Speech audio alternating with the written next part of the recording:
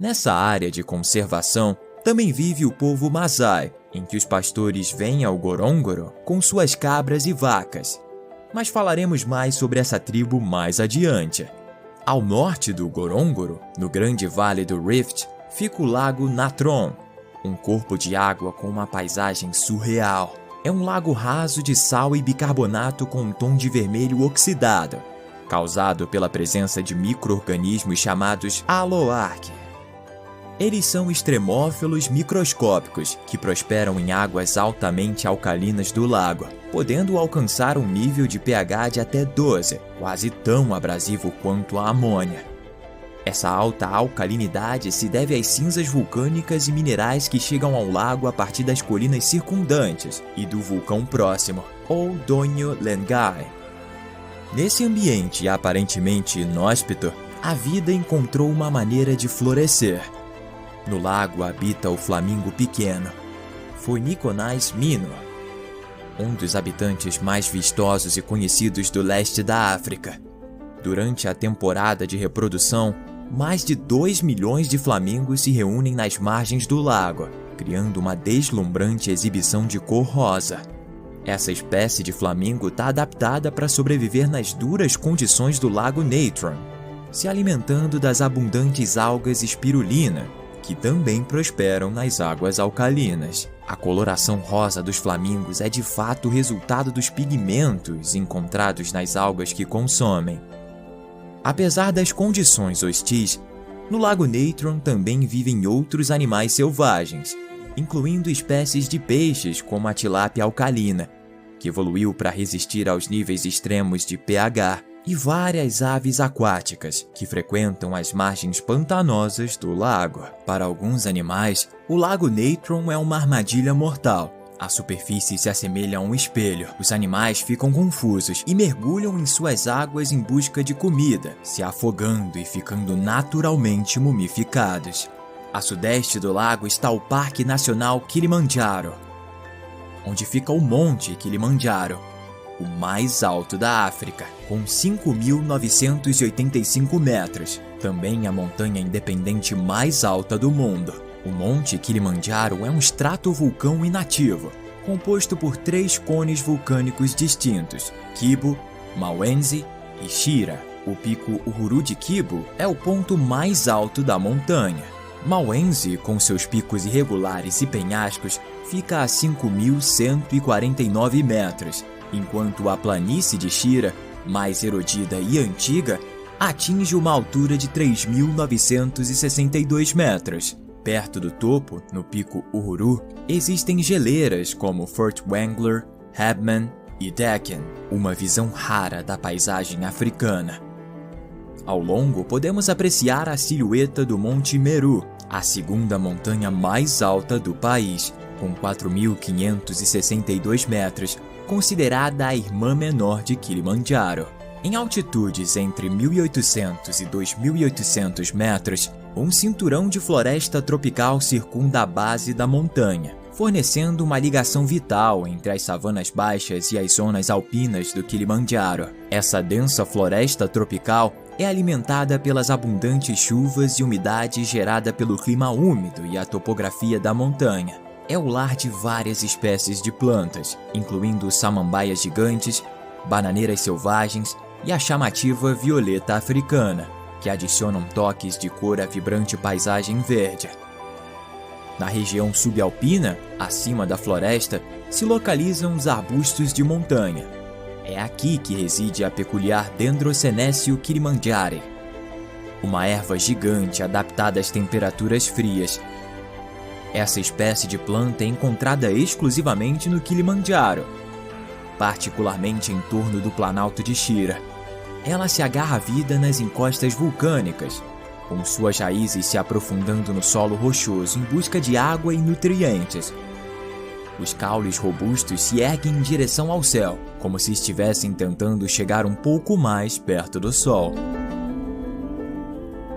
Todos os lugares tanzanianos que eu mostrei até agora estão localizados no Grande Vale do Rift, um enorme sistema de falhas geológicas que se estende por mais de 6.000 quilômetros através da África Oriental, desde o Golfo de Aden no norte até Moçambique no sul. Esse sistema geológico foi formado há 25 milhões de anos devido à separação das placas tectônicas da África e Arábia, criando uma série de falhas e fraturas na Terra, onde se desenvolveu uma topografia muito diversificada, com montanhas, vales, lagos e vulcões. Ao sul do Kilimanjaro, na parte centro-leste da Tanzânia, está o Parque Nacional Mikumi, que não é tão conhecido por estrangeiros, mas é mais visitado pelos tanzanianos, porque está perto de Dodoma, a capital da Tanzânia, e das cidades de Morogoro e Dar es Salaam. Uma das características mais distintivas dessa reserva é a planície aluvial de Mikata,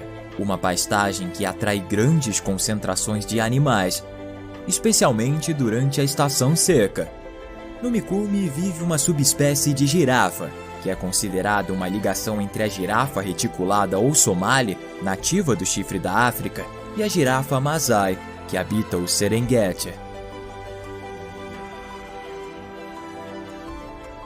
Ao sul do Parque Mikumi fica o Parque Nacional Nyerere, que com quase 31.000 quilômetros quadrados é a maior reserva do país e uma das maiores do continente africano. Aqui vivem leões, rinocerontes, leopardos, elefantes, búfalos africanos, hipopótamos, crocodilos, girafas, zebras, gnus e várias espécies de antílopes. Também tem uma das maiores populações do licão, ou cão selvagem africano. O licão ostenta o título de ser o maior canídeo selvagem na África, se diferenciando dos cães domésticos pela sua dieta altamente carnívora e ausência de esporões. A figura de autoridade na matilha é a fêmea alfa, e depois da sua morte, os outros licãos dispersam para estabelecer novos grupos. O Rufiji, que atravessa o Parque Nacional Nyerere, é o maior rio da Tanzânia, formando uma rede de canais, lagos e pântanos. Elefantes, hipopótamos, crocodilos e diversas aves aquáticas dependem desse rio para sobreviver, tornando ele um eixo central da biodiversidade na região. Você já conheceu vários dos animais que habitam na Tanzânia, mas ainda falta um dos mais destacados e curiosos, o chimpanzé, que habita no Parque Nacional das Montanhas Mahale e no Parque Nacional Gombe Stream, ambos a oeste da Tanzânia, às margens do lago Tanganyika. Vamos focar no Gombe Stream, o mais atraente. Já que nos anos 60, a famosa primatologista Jane Goodall realizou nele sua pesquisa sobre os chimpanzés e seu comportamento. Essa espécie de primata é a mais próxima geneticamente do ser humano, compartilhando entre 98% e 99% do DNA. Por isso, os chimpanzés mostram uma série de comportamentos fascinantes, mas também outros perturbadores. Em sua pesquisa, Goodall observou que cada chimpanzé tinha personalidades únicas, então decidiu dar nomes a cada um, algo incomum na época. Também percebeu que os chimpanzés mostravam comportamentos como beijos ou abraços, e que desenvolvem relações afetivas, podendo mostrar afeto, empatia e altruísmo. Por outro lado, ela percebeu que os chimpanzés não são vegetarianos e que são capazes de utilizar ferramentas na busca de comida. Caçam e comem carne, incluindo mamíferos menores como os macacos colobos. Observou-se eles cooperando durante as caçadas, demonstrando uma coordenação de grupo avançada. Além disso, descobriu que os chimpanzés têm práticas culturais que variam entre diferentes comunidades. Por exemplo, observou variações no uso de ferramentas, comportamentos de higiene e costumes sociais em diferentes populações de chimpanzés. Outra descoberta foi a estrutura social, com o macho alfa dominando a hierarquia, enquanto enquanto as fêmeas cuidam dos filhotes. Da mesma forma, Goodall mostrou que os chimpanzés têm um complexo sistema de vocalizações, gestos e linguagem corporal para se comunicar entre si. Identificou mais de 20 vocalizações diferentes usadas para vários propósitos, incluindo chamadas de alerta, chamadas de comida e expressões de tranquilidade ou submissão. Mas Goodall também pôde contemplar o lado cruel e agressivo dos chimpanzés. Ela documentou a Guerra dos Chimpanzés de Gombe, ocorrida entre 74 e 78, em que um grupo de chimpanzés se dividiu em dois, sendo todos os machos de um deles assassinados. Nessa guerra foram observados assassinatos premeditados, estratégias de tipo militar, raptos, escravidão e uma atitude semelhante ao genocídio. Para Jane, isso foi um choque com a realidade da natureza. No começo, ela pensava que os chimpanzés eram muito mais amigáveis do que os humanos, mas depois dessas guerras, assassinatos e até canibalismo, ela observou o lado sombrio deles e comentou que levou vários anos para se reconciliar com suas descobertas. Quando Goodall relatou essas descobertas sobre a guerra dos chimpanzés, os pesquisadores da época foram céticos, acusando ela de antropomorfizar os animais, mas com o passar do tempo foi aceito que esses conflitos são algo natural na espécie. Outro primata que habita na Tanzânia e em grande parte da África Ocidental, Oriental e Central é o babuíno oliva ou babuíno de Anubis.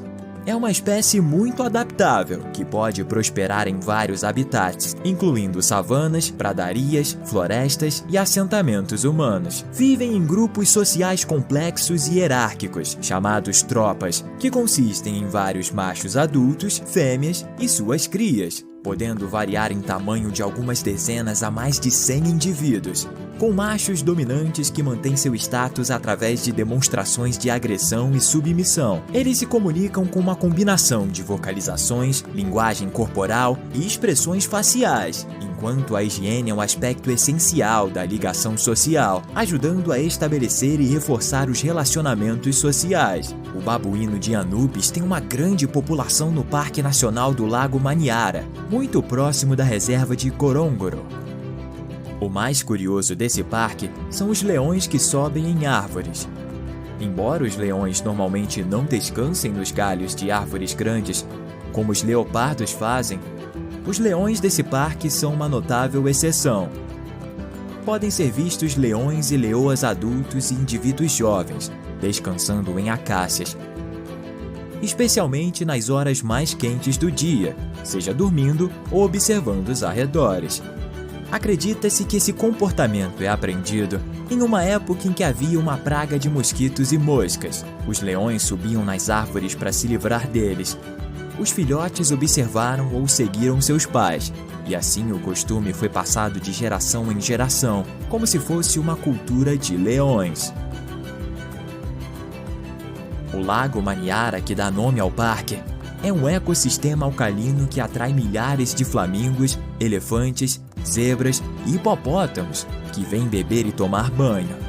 Embora a água do lago seja salgada, é segura para os animais beberem. Também na Tanzânia encontramos o colobus preto e branco, primatas arborícolas com uma impressionante pelagem preta e branca, que os permite se camuflar no dócil da floresta. Eles se alimentam principalmente de folhas, mas também de frutas, flores e ocasionalmente insetos. Sua dieta varia de acordo com a disponibilidade de fontes de alimento em seu habitat, e geralmente vivem em grupos de 5 a 15 indivíduos, compostos por um macho adulto, várias fêmeas e suas crias. Um dos lugares na Tanzânia onde se pode observar o colobus preto e branco é o Parque Nacional de Arusha, no nordeste da Tanzânia, perto da cidade de Arusha. Aqui está o Monte Meru e a cratera Gurdoto, uma cratera vulcânica extinta, coberta de pântanos. Uma espécie de primata diferente com cores mais chamativas é o colobus vermelho de Zanzibar, que habita apenas na ilha Unguja, do arquipélago de Zanzibar, na costa da Tanzânia. Se trata de uma espécie única e em perigo de extinção, devido à caça e à invasão de florestas, tendo somente entre 1.600 e 3.000 indivíduos. Como são animais tolerantes com a presença humana, os visitantes da ilha podem observá-los de forma relativamente fácil.